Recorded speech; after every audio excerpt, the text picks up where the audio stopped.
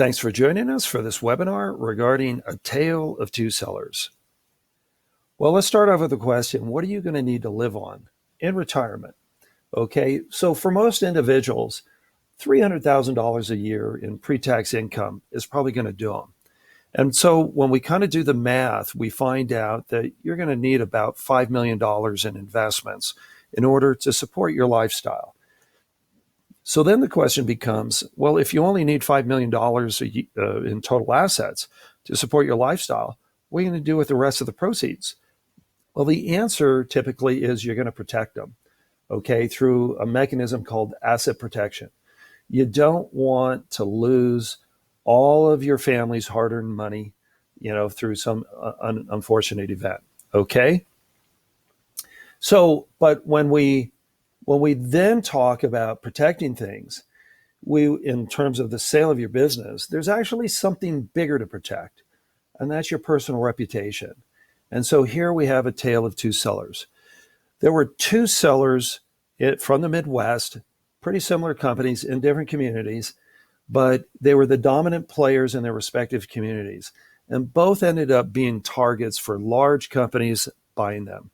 And so in the first case, the owner, the seller, said to the buyer, I want to protect my employees, and I don't want you just firing them, as soon as you buy the company.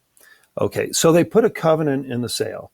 The buyer agreed not to terminate the people. Okay, well, and so the deal closes, and then the buyer terminates everyone. And the seller goes back and says, well, wait a second, we had this deal. And the buyer said, you know what? You spend your hard-earned money on legal fees, to sue me. Okay. But that's the deal.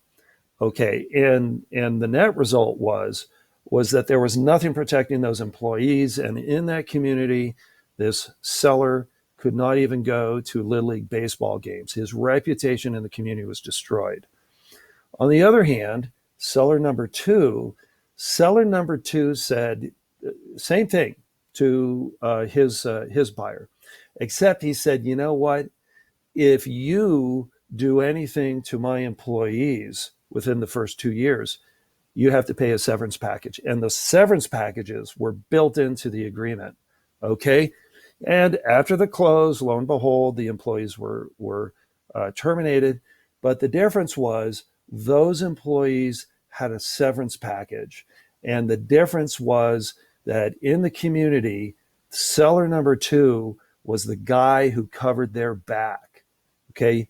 His reputation was preserved. So when your management team starts to talk about the sale of your company, this is something that you want to build in to your sale agreement. So is your company ready for sale?